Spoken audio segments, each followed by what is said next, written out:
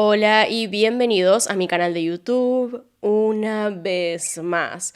Hoy tenemos el caso de Robert Durst, una persona que se escapó, que se salió con la suya durante muchos años, pero que finalmente cayó de la peor forma, de una forma que incluso fue cómica. Así que ahí arriba, en la que está en pantalla, pueden ver el resto de mis casos. Acá abajo tienen mis redes sociales por si quieren seguirme en alguna de ellas.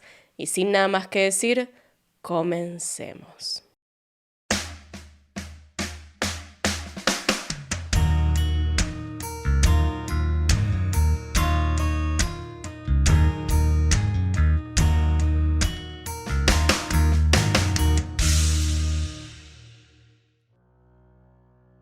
Robert Alan Durst nació el 12 de abril de 1943 en Scarsdale, una ciudad del estado de Nueva York, en Estados Unidos, siendo el primero de los 4 hijos que Seymour Durst y Bernice Herrnstein tuvieron.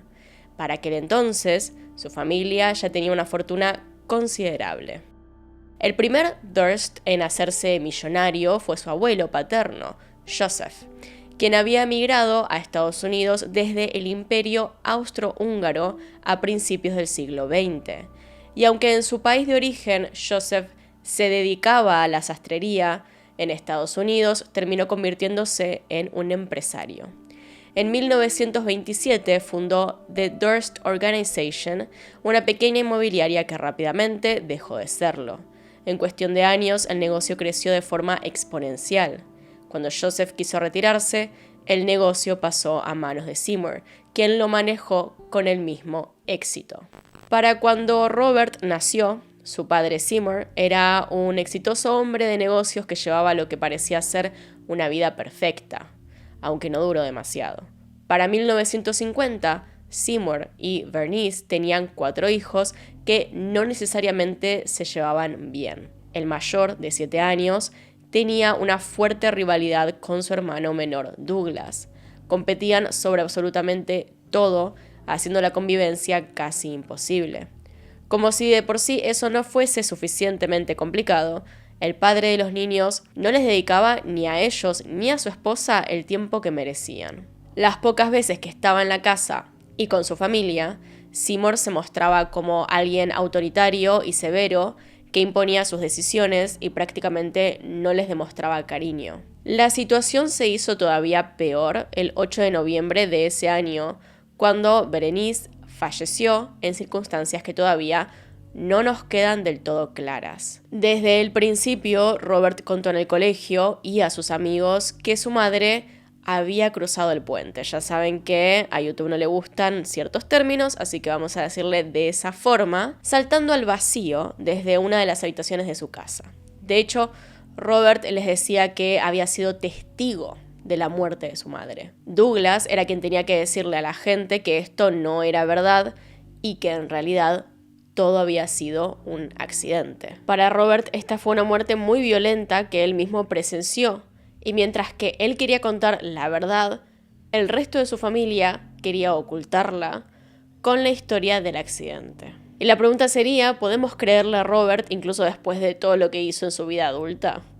Eso quedan ustedes. Robert siempre le reclamó a su padre la falta de respuestas y el poco cariño que le expresó después del tema con su madre. La pérdida de su madre, junto con lo macabra que era la historia que contaba, y el hecho de que se había transformado en un niño solitario, hicieron que Seymour decidiera enviarlo a terapia. Después de una larga sesión con un psicólogo en 1953, Robert empezó también con tratamiento psiquiátrico. Quien lo atendía determinó que tenía una descomposición de la personalidad o fragmentación y posiblemente esquizofrenia. Sin embargo, pese a lo serio del diagnóstico, el niño no siguió con los tratamientos, pero sí siguió con su vida normalmente, como si nada de esto pasara, y haciendo caso omiso a las advertencias del psicólogo.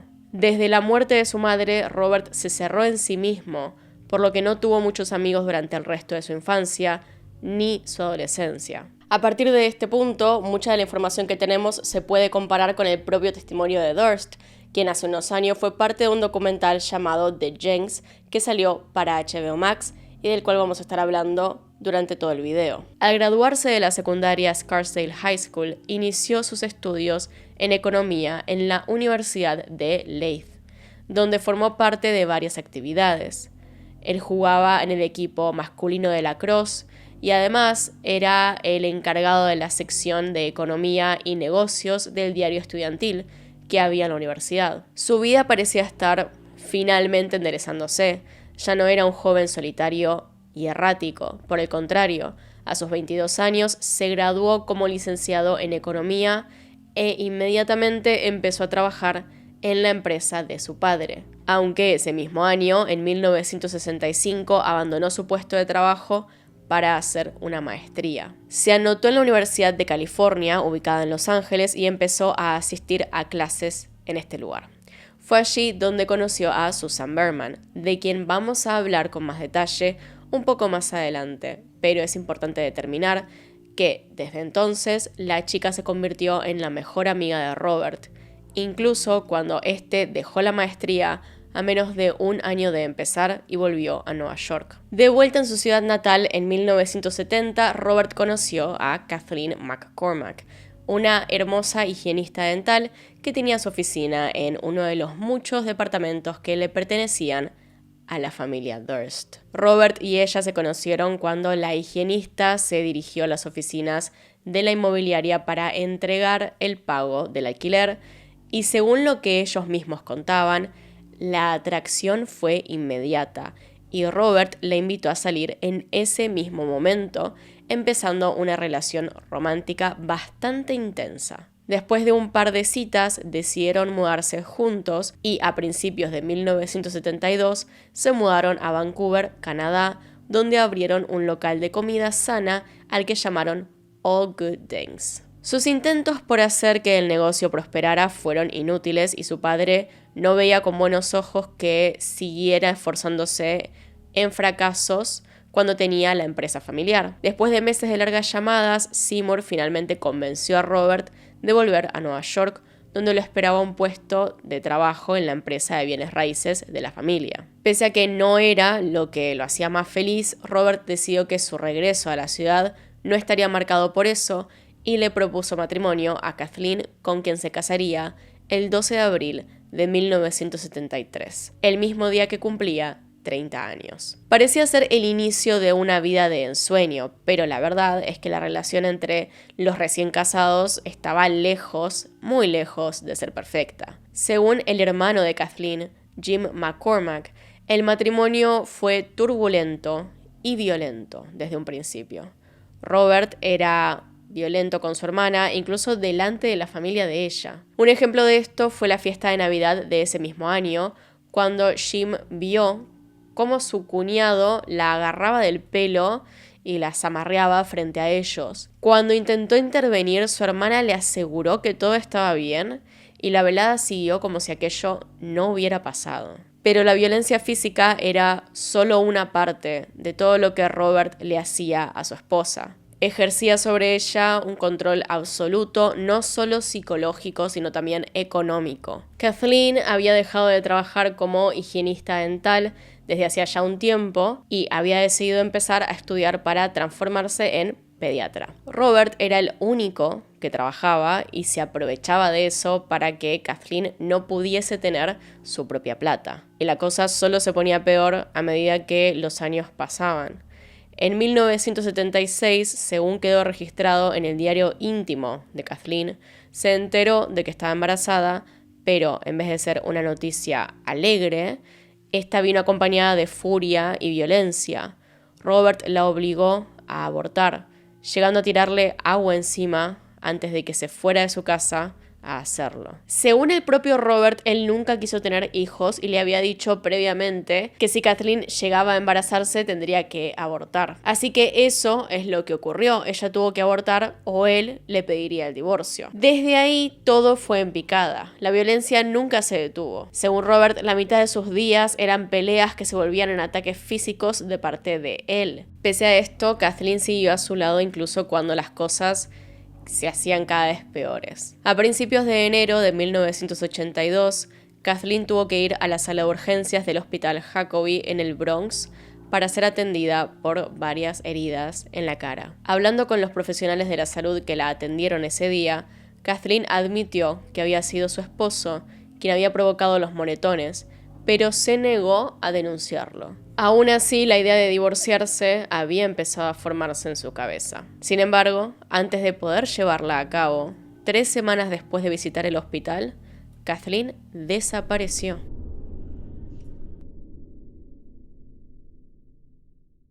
La noche del 31 de enero de 1982, Kathleen apareció en una de las cenas que sus amigas hacía semanalmente en Newtown, Connecticut. Si bien la seguían invitando, hacía ya varios años que Kathleen había dejado de asistir a estas reuniones que hacían, poniendo excusas o simplemente no contestando sus invitaciones. Verla de por sí era una sorpresa, pero para Gilbert Nahami, una de sus amigas, el estado de Kathleen era preocupante.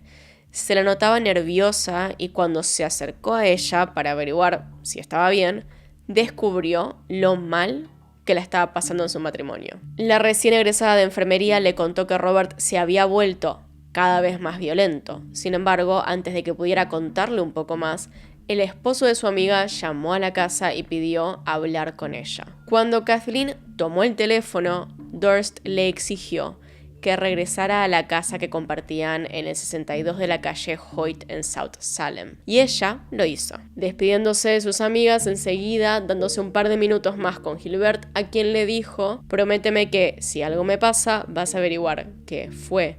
Tengo miedo de lo que Bobby pueda llegar a hacer. Evidentemente ella tenía mucho miedo, y si le estaba diciendo esto a una amiga, era porque algo había pasado, algo presentía que iba a pasar. Gilbert no dudó en hacerle esa promesa a su amiga, arreglando para verse con ella al día siguiente en The Lionsgate, un pub de la ciudad de Manhattan. Sin embargo, Kathleen nunca apareció. Preocupada por la situación en la que había visto a su amiga, Gilbert no dudó en llamar a la policía en varias ocasiones durante los siguientes días, sin lograr radicar una denuncia. Sabiendo que su amiga empezaba una residencia pediátrica el 1 de febrero, decidió comunicarse con el hospital para saber si Kathleen se había presentado y si estaba bien. Se enteró entonces que esa misma mañana, una mujer que se había identificado como Kathleen Durst llamó al colegio de médicos diciendo que estaba enferma y no iba a poder asistir a su residencia. Por el otro lado, Robert recién denunció su desaparición el 5 de febrero y a partir de entonces empezó una investigación en la que Durst intentó desviar las sospechas que los amigos y familiares de Kathleen tenían sobre él. Para Robert, la última vez que vio a su esposa fue aquella noche del 31. Kathleen volvió ebria en el auto queriendo pelear. Tuvieron una discusión y ella dijo que quería irse al departamento que tenían en la ciudad, pero Robert no dejó que se fuera manejando, así que la llevó hasta la estación de tren a última hora.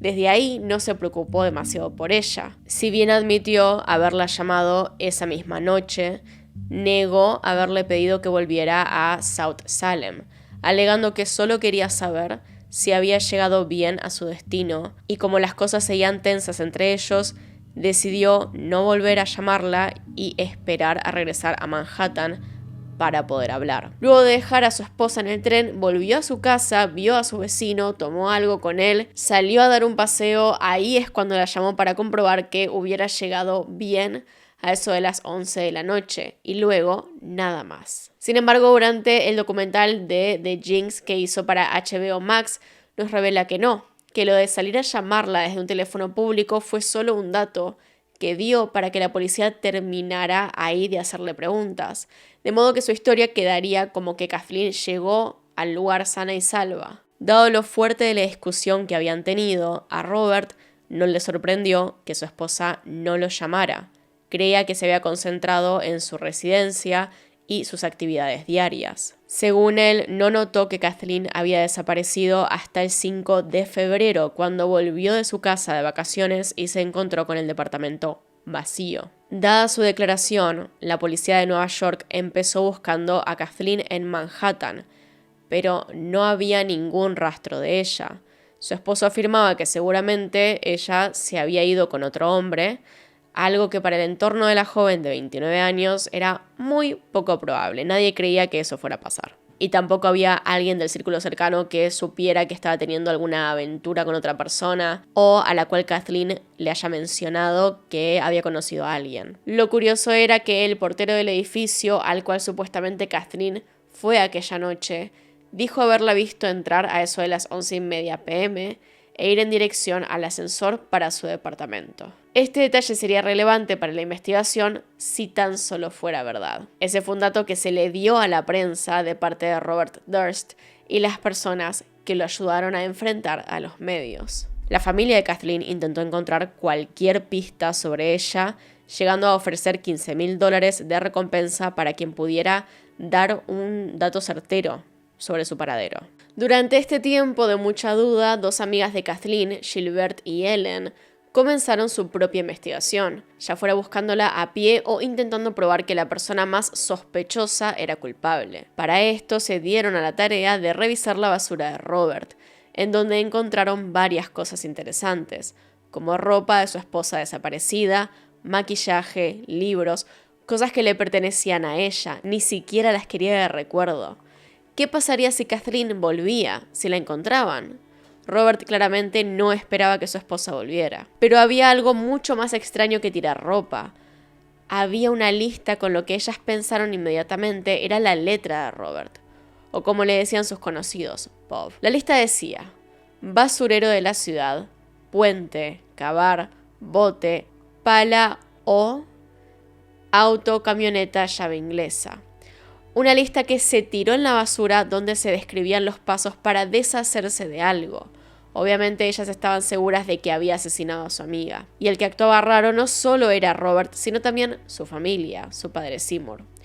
Cuando los allegados quisieron discutir la desaparición, Seymour no dio señales de querer ayudar en lo absoluto. De hecho, parecía querer evadir el tema a toda costa. En los meses siguientes, las investigaciones tuvieron algunos avances. La policía descubrió, por ejemplo, que apenas unos días antes de desaparecer, Kathleen le había expresado su deseo de separarse a su esposo, pidiendo una suma de aproximadamente $250,000 por el divorcio, lo que obviamente no le agradó al hombre, que según pudieron averiguar los detectives, había respondido bloqueando todas las tarjetas de crédito de su esposa, sacándole el acceso a sus cuentas bancarias en conjunto, además de dejar de pagar su universidad. El abogado de Kathleen tenía los papeles listos. Robert no se quería divorciar y 3 días antes de la muerte, él rechazó la solicitud y la invitó a pasar un tiempo juntos en la casa del lago. Pero no hay evidencia de que ella se haya ido de este lugar, de que se haya tomado el tren la noche del 31, ni de que llegara al departamento que tenían en la ciudad. Esto, junto con las anécdotas de su círculo, hacían crecer las sospechas, pero no era evidencia suficiente para acusarlo de manera oficial, por lo que la investigación acabó llegando a un callejón sin salida, aunque los medios seguían de cerca la historia. En febrero de 1990, mientras aún se hablaba de la desaparición de Kathleen, Robert decidió vender la casa que tenían junto a ella en South Salem, y en junio de ese mismo año solicitó el divorcio. Hacía 8 años de la desaparición de Kathleen y todavía no podía probarse si se había ido de forma voluntaria o no, mucho menos si algo le había sucedido, por lo que podía considerarse abandono del hogar. Sabiendo eso, Robert solicitó el divorcio y logró que un juez se lo concediera a finales de ese mismo año, lo que reavivó el interés de los medios de prensa. Mientras que muchos le daban la espalda, su mejor amiga, Susan Berman, se volvió su mayor aliada. Como periodista sabía cómo los medios operaban y tomó el papel de vocera de Robert, defendiéndolo públicamente de las acusaciones que se le hacían. Muchas de las cosas que la prensa sabía era por Susan.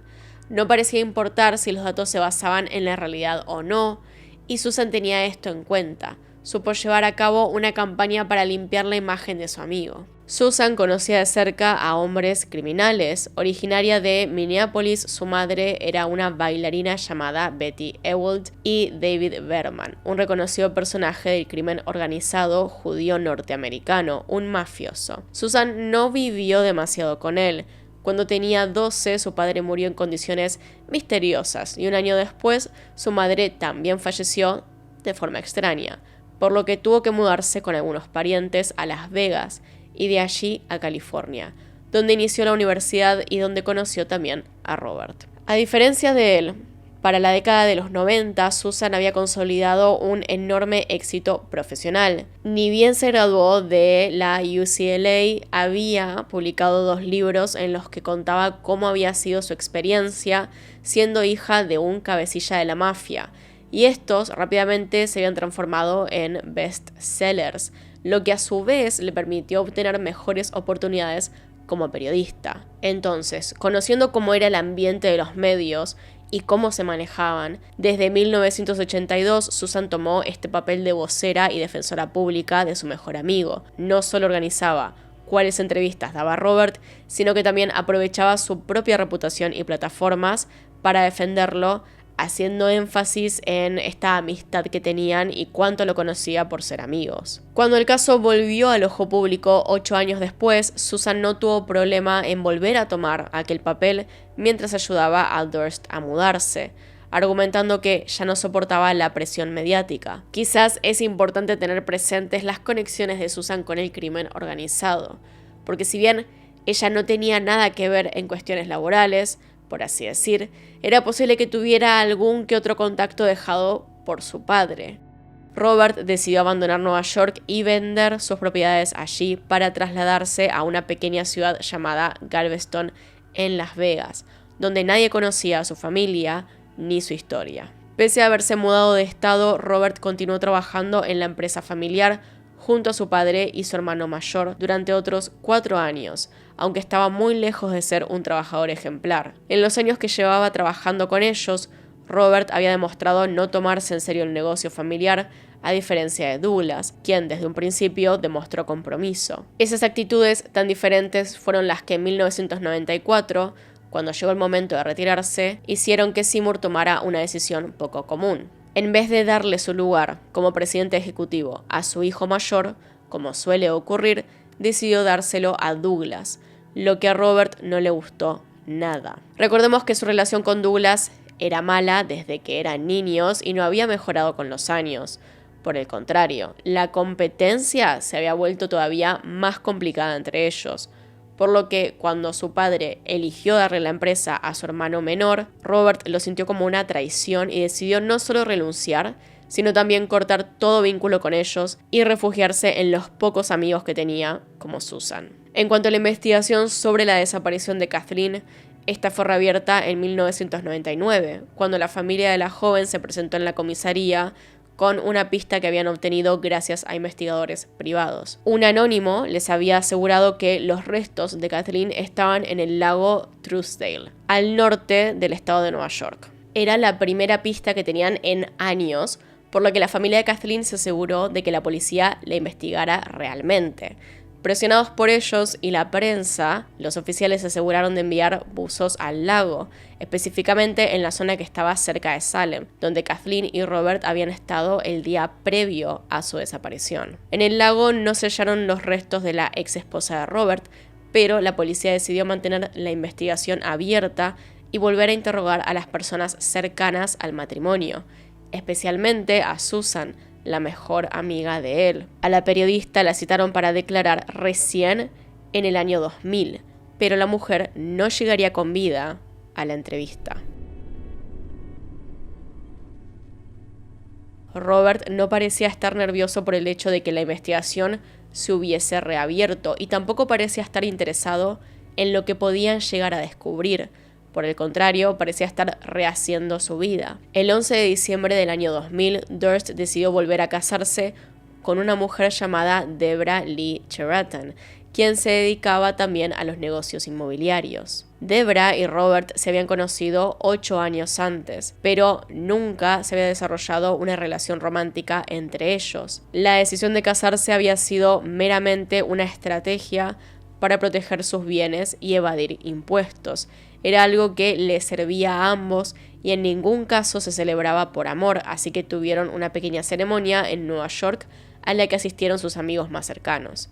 No hubo luna de miel, ni mucho menos. Ambos siguieron con sus vidas. Hay varios beneficios más de estar casados, Quizá a Robert le interesaba también el hecho de que tuviera el privilegio marital. En la mayoría de jurisdicciones federales y estatales, un cónyuge no puede ser obligado a testificar contra su pareja en un proceso penal. Y eso sería útil. Es decir, si tu pareja está acusada de homicidio, vos podés negarte a declarar en su contra. Durante esa época, Robert se tomó un tiempo para visitar el estado donde su amiga Susan vivía, California. Realmente Robert nunca reveló qué fue a hacer durante ese viaje en California. Según él, viajó mucho antes de que Susan muriera, pero eso no quita que tuviera algo que ver. Los 3 o 4 días antes y después del asesinato, el celular de Robert no tuvo ningún tipo de actividad, lo que es raro para una persona que en aquella época lo usaba constantemente, por no decir que se había casado poco antes, y esto también significaba que no se comunicó con su esposa para nada, algo que ella misma admite, aunque no parece haber tenido problemas con eso. Robert se mantuvo viajando varios días por California y volvió a su casa un día antes de que se descubriera el cuerpo de su amiga Susan. El 24 de diciembre la policía local recibió una carta con una nota manuscrita en la que decía cadáver y la dirección de la casa de Susan, aunque esta estaba mal escrita. En vez de decir Beverly Hills, decía Beverly, que es una falta de ortografía que se volvería esencial más adelante. Aunque esta nota fue suficiente para que la policía llegara a la casa antes de que los vecinos de Susan llamaran. Al entrar al domicilio, encontraron a la mujer muerta por un balazo en la nuca, lo que a los investigadores locales les hizo creer que era una ejecución relacionada con la mafia. Después de todo, no era una teoría tan loca, teniendo en cuenta quién había sido su padre y que Susan aún recibía cierto dinero por parte de la organización. Sin embargo, cuando la noticia trascendió, la policía de Nueva York rápidamente se puso en contacto y presentó como sospechoso a Robert. No solo era la segunda tragedia que ocurría en su círculo íntimo, sino que además esta había ocurrido en un momento que lo hacía ver todavía más sospechoso. Así que en conjunto, los dos departamentos de policía comenzaron a vigilarlo. Piensen que para entonces había mucha gente interesada en hablar con ella, en hacerle una nota, en cuestionar todo lo que se había dicho sobre Robert. Estaban a nada de tocarle la puerta para una entrevista, ya fuera de las noticias o la policía. De hecho, se supone que iban a llamarla a declarar. Que fuera asesinada en un momento como ese era definitivamente muy sospechoso y preocupante. Porque si el culpable había sido Durst, quería decir que tal vez estaba detrás de todo aquel que pudiera hablar en su contra. Pero claro, Susan estaba trabajando en una historia que tenía que ver con la mafia en Las Vegas, así que también era posible que alguien relacionado quisiera callarla. Pero el problema era la carta que recibió el departamento de policía antes de descubrir el cuerpo. Un mafioso no delataría su crimen de esa forma, porque no tendría ningún interés en que encuentren el cuerpo antes. ¿Quién quisiera que encontraran el cuerpo lo más rápido posible? Seguramente una persona que le tenía cariño a la víctima, y Robert Durst fue amigo de Susan por muchos años. Que fuera capaz de matar no significa que no le tuviera cariño o respeto o que sintiera un poco de remordimiento por tener que haberla matado, aunque fuera a su manera. Gracias a los estados de cuentas bancarias de Susan, descubrieron que en los días previos al hallazgo de su muerte, Robert le había transferido un total de $50,000 en 2 pagos, lo que para algunos era prueba de que estaba intentando declarar lo que diría en su nuevo interrogatorio. Y es que 18 años antes había sido Susan la persona que había confirmado la coartada de Robert para el momento en que Catherine había desaparecido. No eran pocos los que creían que la escritora había aceptado mentir en la investigación primaria para apoyar a su amigo. Una de las teorías que entonces se manejaban era que Susan no estaba dispuesta a volver a mentir, y se lo había dicho a Robert, quien intentó comprar su silencio con $50,000, pero no logró hacerlo, y negado a que se supiera la verdad, decidió acabar con la vida de la mujer que llevaba apoyándolo desde hacía más de una década. Aunque esta teoría tenía muchísimo sentido, faltaba evidencia que la pudiese demostrar. No había nada que atara a Durst a la escena del crimen, y este tenía los boletos de avión que comprobaban que un día antes del hallazgo se había tomado un avión de vuelta a Nueva York. Y Robert no era del todo idiota, sabía lo que podía llegar a pasar si lo arrestaban o lo enviaban a juicio. Así que justamente firmó un poder notarial que le daba varios beneficios a Debra, su esposa. Su control sobre los asuntos financieros y legales de Robert era casi absoluto. Esto incluía la capacidad de administrar bienes, realizar transacciones bancarias, manejar propiedades, firmar documentos legales y tomar decisiones en su nombre. Además, los detectives no pudieron asegurar que Robert había estado en Los Ángeles. Sí sabían que estuvo al mismo tiempo que Susan en California, pero no había información que verificara si se había encontrado con ella o no. La falta de pruebas hizo que la investigación sobre la muerte de Susan quedara estancada, aunque las sospechas sobre Robert se habían instalado nuevamente en el ojo público. La prensa lo buscaba todo el tiempo y exigían declaraciones, por lo que sus abogados le aconsejaron volver a Galveston y literalmente esconderse. En ese pequeño pueblo de Texas, Robert no volvió como él mismo, sino como una mujer muda llamada Dorothy Ziner. Pero ni siquiera escondido las supuestas tragedias lo dejaban en paz.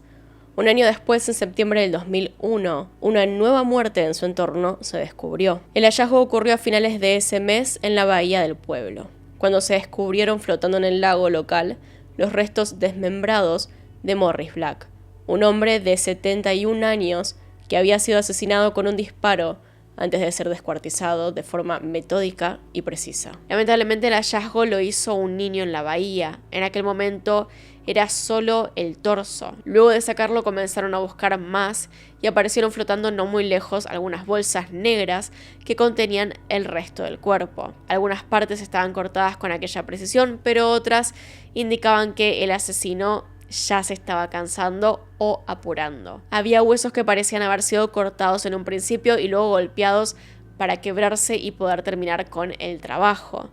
La cabeza del hombre nunca fue recuperada. Durante la búsqueda en la bahía se halló algo que fue importante para el caso, un pedazo de diario o periódico que tenía una dirección. Por supuesto que el hecho de que estuviera ese diario ahí era o una gran coincidencia o una pista. Así que fueron a ver la casa de aquella dirección y en la entrada encontraron manchas de sangre que iban desde las escaleras para abajo hacia el frente del hogar. El dueño del lugar le habló a los detectives acerca del inquilino que vivía en el departamento 1, Morris Black. El otro departamento, el 2, era alquilado en aquel momento por una señora, Dorothy Ziner. Dorothy no era una persona que se dejara ver a menudo, de hecho había insistido en pagar el año entero por adelantado. Morris Black no estaba por ningún lado, así que si la sangre en la casa no era suya, la situación sería todavía más confusa. Pero gracias a que encontraron algunas partes de su cuerpo, se pudo hacer un análisis a una de sus huellas dactilares, dando así con la confirmación de la identidad del cuerpo. Esa persona que había sido encontrada en la bahía era, en efecto, Morris Black. Dentro de la casa, en el pasillo que compartían los departamentos, se pudo analizar el suelo, el cual había sido limpiado de sangre, la cual llegaba hasta el departamento 2. Gracias a todas estas examinaciones, es que pudieron obtener una orden para registrar aquel departamento, el de la anciana muda, el 2. El lugar era increíblemente pulcro, pero al llegar a la cocina notaron que había varios trapos grandes sobre el piso. Debajo de estos pedazos de tela había varios cortes pequeños, pero como el piso era de linóleo, pudieron llevarse una parte y analizarla.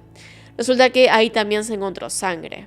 Ahí, en el departamento número 2, Morris Black había sido asesinado y posiblemente también cortado en pedazos por su vecina. Pero claro, qué raro que la viejita que vivía ahí no estuviera en la casa. Qué raro que hubiera podido matar a un hombre ahí, como era, donde estaba.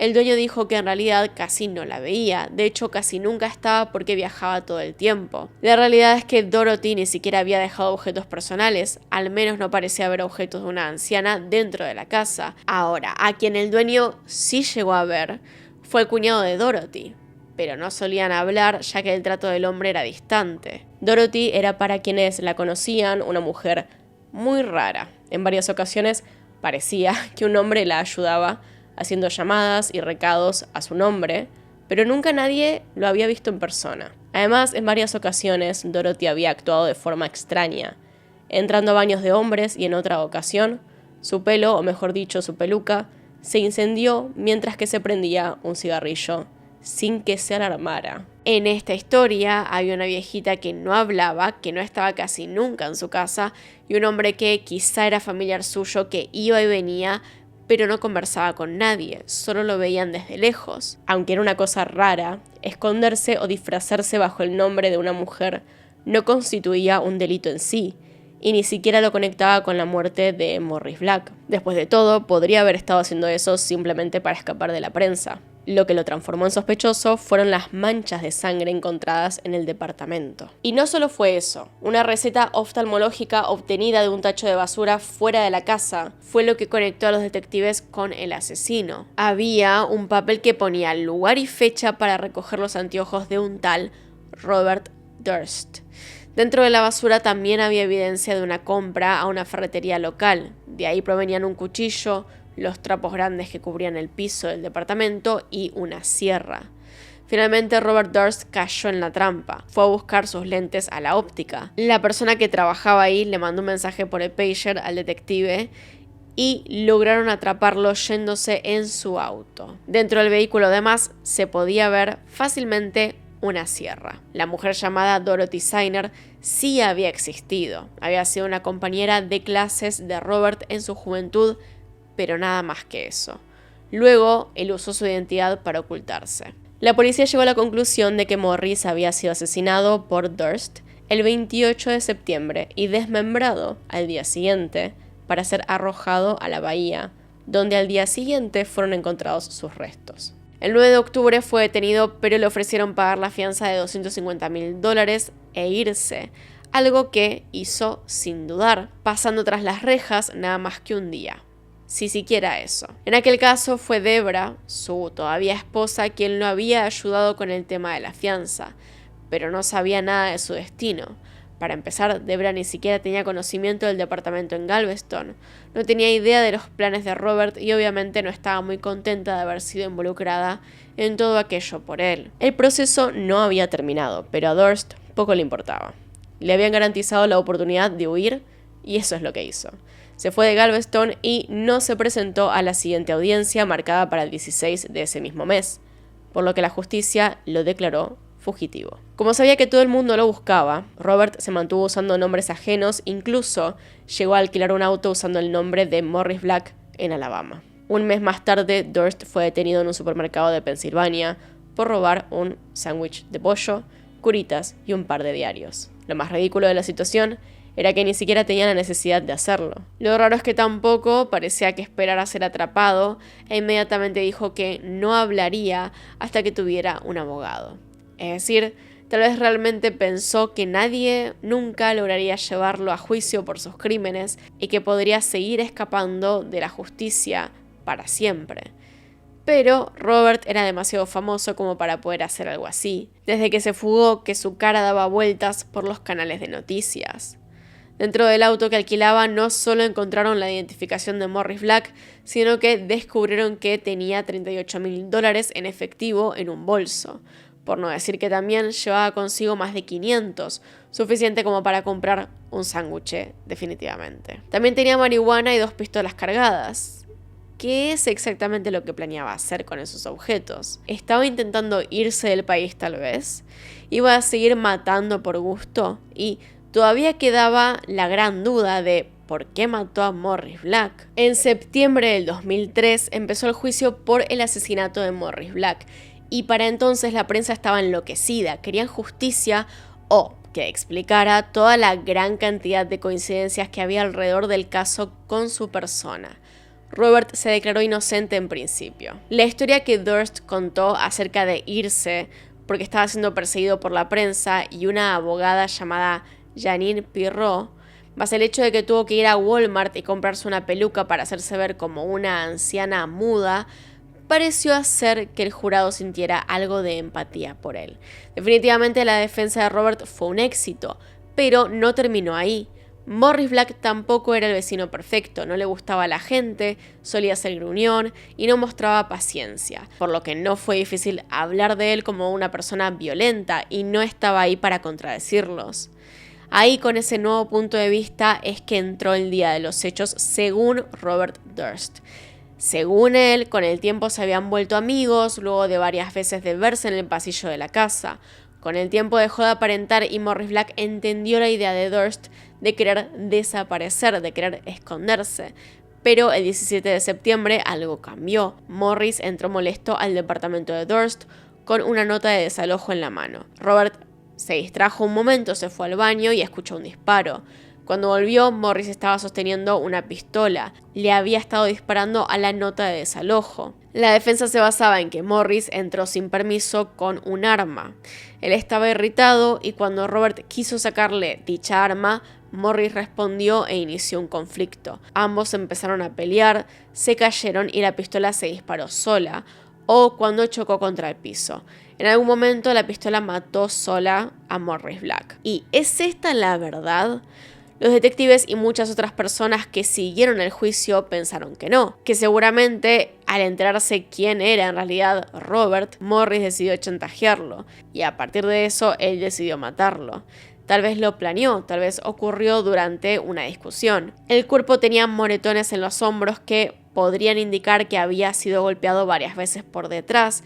Esa clase de golpes no tienen sentido en el testimonio de Durst. A partir de todo esto, Durst estaba declarando que todo había sido en defensa propia, pero la parte de desmembrar a Morris es lo que todos dicen.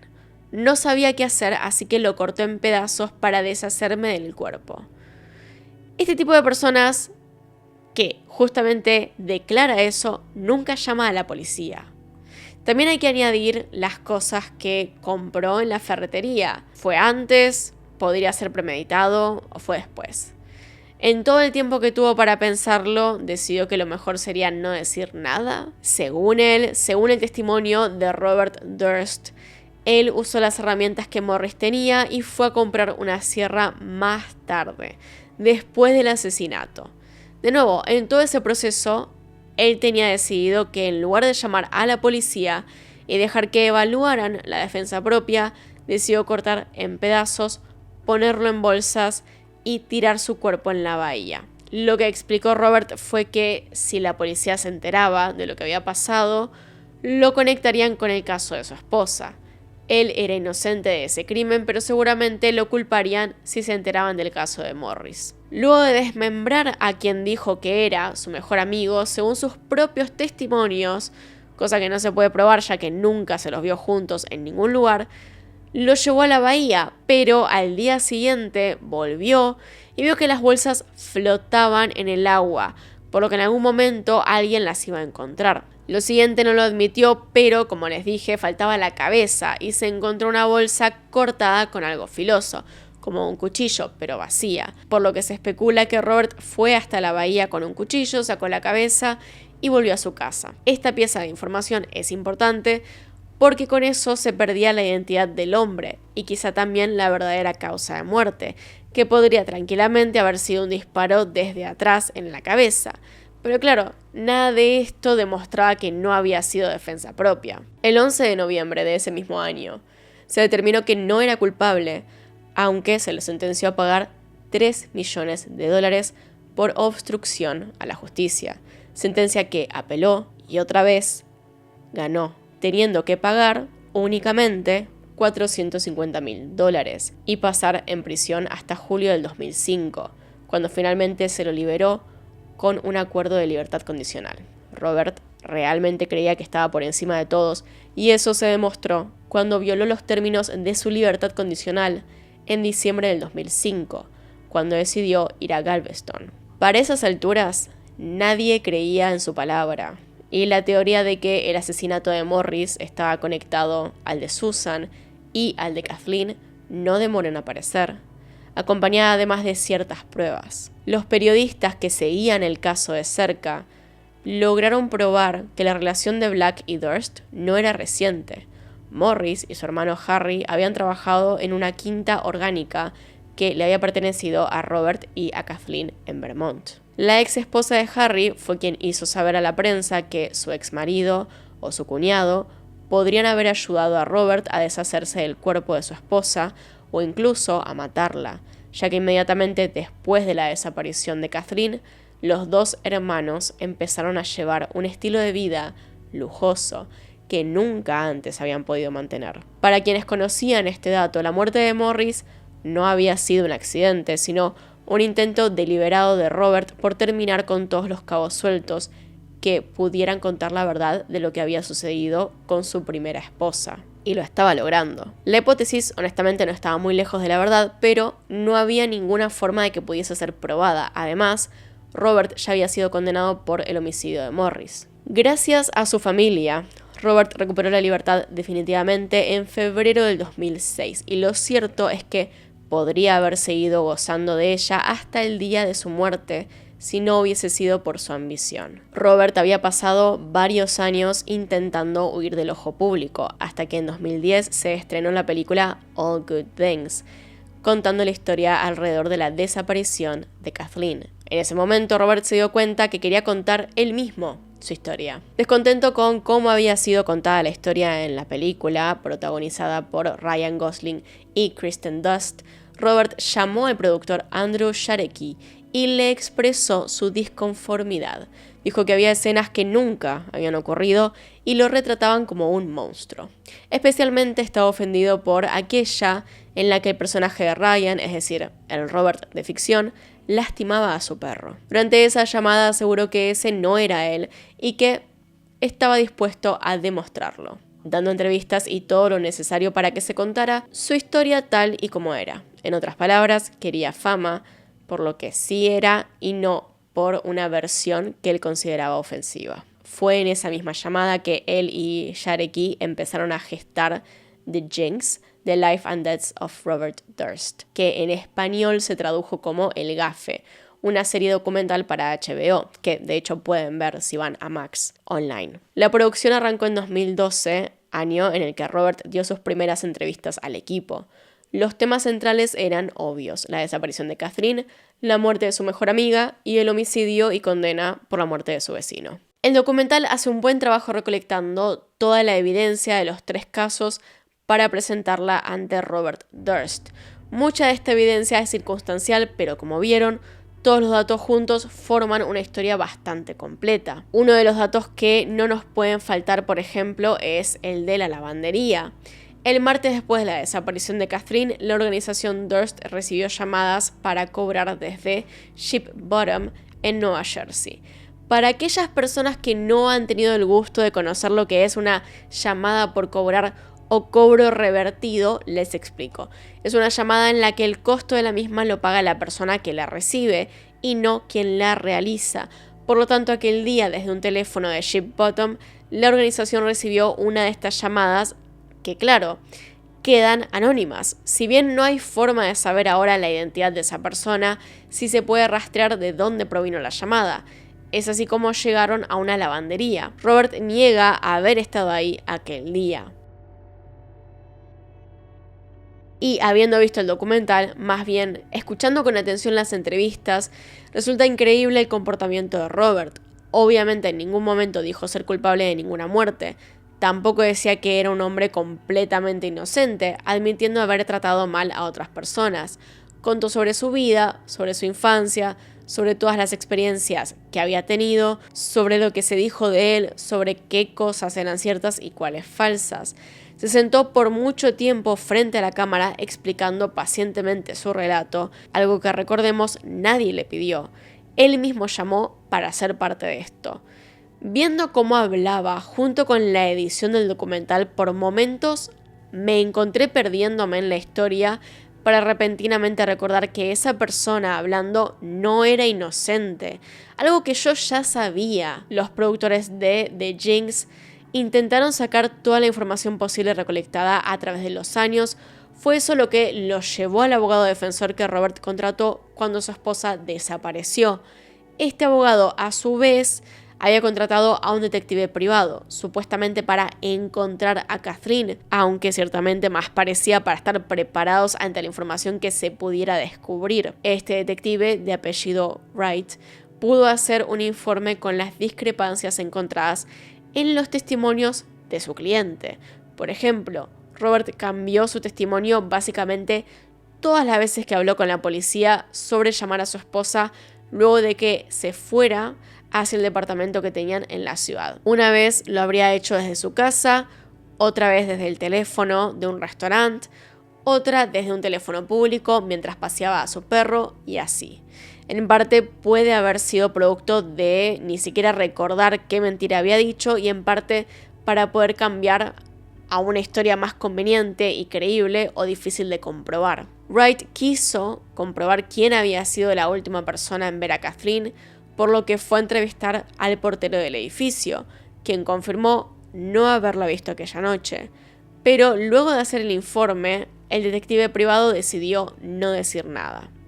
Convengamos que tampoco le costó tanto hacer ese informe. Él era un policía retirado y tenía experiencia, pero quien estuviera a cargo de la policía en aquel entonces debería haber podido juntar las mismas inconsistencias y sin embargo Robert no enfrentó un juicio por la muerte de su esposa. El hijastro de Susan fue contactado para la producción del documental The Jinx.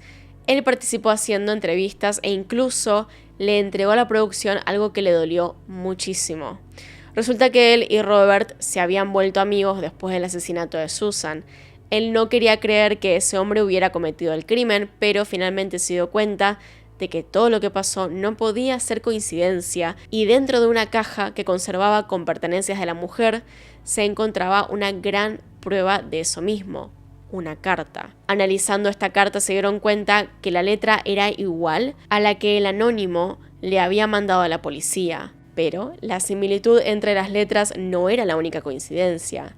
El equipo de Jarecki notó que la carta que Robert les había dado había escrito Beverly con la misma falta de ortografía que tenía la nota anónima. Aquello no parecía ser una simple coincidencia, por lo que el equipo se la comunicó al productor y director, quien decidió hablar honestamente con Robert. Con ambas cartas frente a ellos, mostró lo que habían encontrado y le pidió que fuese honesto, pero Durst siguió manteniendo su inocencia.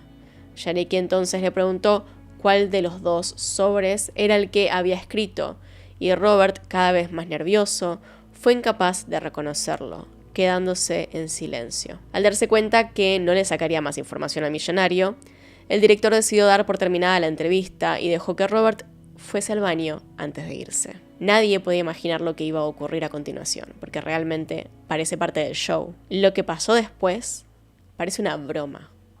Sin ser consciente de que su micrófono seguía prendido, en el baño, Robert dijo, ¿qué es lo que hice? Matarlos a todos, por supuesto. There it is. You're caught. What the hell did I do? Kill them all. Of course. Esta inesperada confesión, sin embargo, no sería escuchada hasta 2 años después, cuando Durst hizo un acuerdo para que el documental se emitiera a través de HBO Max. Ese episodio salió al aire un día después de que Robert Durst fuera detenido el 14 de marzo del 2014. En el 5º episodio de The Jinx se devela lo de la carta. Ese mismo día, Robert había empezado a huir. Cada día de esa semana, sin esperar al último episodio, retiró $9,000 de su cuenta de banco. Era demasiado dinero, tanto que el banco tenía que reportar el movimiento sospechoso y no porque se tratara de él específicamente, sino por una cuestión de seguridad de la cuenta. Pero Robert sabía que recién luego de los $10,000 contaría como sospechoso.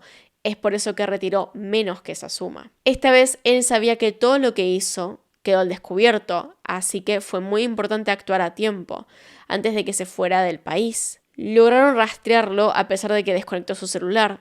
La policía estaba prestando atención a su línea personal. Él siempre revisaba los correos de voz, así que no tardó en querer entrar a su buzón a través de un teléfono público. Durante la llamada se podía ver cómo la persona se equivocaba de contraseña y se frustraba, algo que era propio de Robert. Siguiendo esa llamada, supieron que estaba en un hotel, en el Marriott de Nueva Orleans. En su habitación, entre otras cosas, había un mapa de Cuba, que suponemos es a donde se quería fugar, y una máscara de látex. Y a ver, si ya había funcionado lo de vestirse de mujer, ¿por qué no funcionaría una buena máscara de látex? ¿No? Fue el documental y toda la evidencia que se había recopilado lo que impulsó a investigar nuevamente el caso de Susan, lo que finalmente llevó a Robert a la cárcel luego de tantos años de salirse con la suya.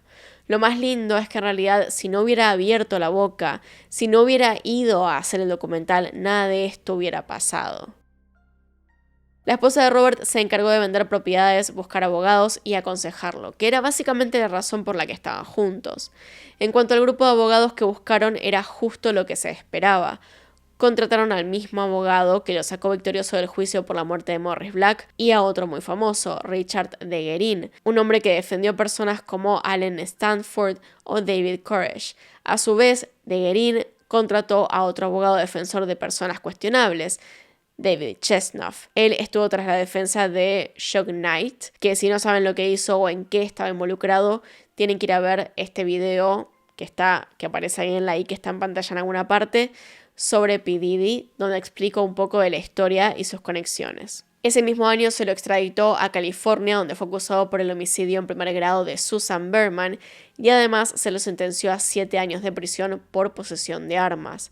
Durante el proceso judicial se estableció que el hermano de Robert había contratado un guardaespaldas por miedo a lo que pudiera pasarle, ya que según él, Robert lo había amenazado de muerte. El acusado afirmó, sin embargo, no haber hecho tal cosa que yo personalmente no le creo. El inicio del juicio por la muerte de Susan se fijó para el 4 de marzo del 2020, pero el COVID hizo que recién pudiera empezar en mayo del 2021. Y como había hecho hasta entonces, Robert negó haber tenido algo que ver con la desaparición de Kathleen y la muerte de Susan. Sin embargo, en las audiencias siguientes contradijo su propia versión, lo que en conjunto con la cinta de confesión y las pruebas caligráficas hicieron que el jurado no creyera ni un gramo de su historia. Deliberaron por 2 días antes de volver al tribunal y determinar que Robert era culpable del homicidio premeditado en primer grado, y ante esa decisión el juez del caso lo condenó a cadena perpetua el 14 de octubre del 2021. El cuerpo de Kathleen nunca fue encontrado, y Robert no fue acusado ni juzgado por su desaparición o muerte. Por el asesinato de Morris Black quedó absuelto, y la única razón por la que fue condenado por el homicidio de Susan fue por hablar de más. Sin embargo, no llegó a estar en prisión ni siquiera un año. El 10 de enero del 2022, Robert falleció en el Hospital General de San Joaquín, en California, a causa de un paro cardiorrespiratorio. A sus 78 años de edad, su salud había desmejorado considerablemente cuando entró en prisión, contagiándose de COVID poco después de ingresar. Pese a que Robert está muerto, la familia de Kathleen sigue buscando respuestas e intenta hasta el día de hoy obtener algo de justicia. Hace unos años, por ejemplo, trataron que la justicia imputara a la segunda esposa de Robert por casarse con él para obtener beneficios económicos, pero su pedido nunca fue escuchado y a la mujer no se le impuso ningún cargo. Hoy por hoy todavía no sabemos qué pasó con Kathleen exactamente. Solo podemos especular. Creo que en definitiva nos queda la pregunta de ¿qué tanto tuvo que ver la familia de Robert en todo esto? ¿Ayudaron activamente a encubrirlo o simplemente vieron algo raro y decidieron dejarlo solo? Tanto no importa si ellos sabían lo que había pasado o no mientras él tuviera acceso al dinero de la familia para poder dedicarse a hacer desaparecer todo lo que pudo. Así que bueno, díganme ustedes qué opinan al respecto. ¿Qué creen que le pasó a Kathleen? ¿Y vieron el documental de The Jinx? Salió hace bastante, yo lo vi hace bastante, de hecho una amiga me contó en su momento lo que había pasado y por eso lo vi. Y es que realmente parece un chiste, no lo podía creer. No lo podía creer cuando salió, parecía parte de una comedia de humor negro. ¿Cómo podía pasar que se fuese con el micrófono hasta el baño y en el baño confesara? Pero bueno, hasta acá llegamos con el video. Acá están los miembros del canal, gracias por apoyarnos a través de esos medios. Y sin nada más que decir, acá tiene un video nuevo, acá tiene un video recomendado, se pueden suscribir haciendo clic en mi cara y nos vemos en otro video. Adiós.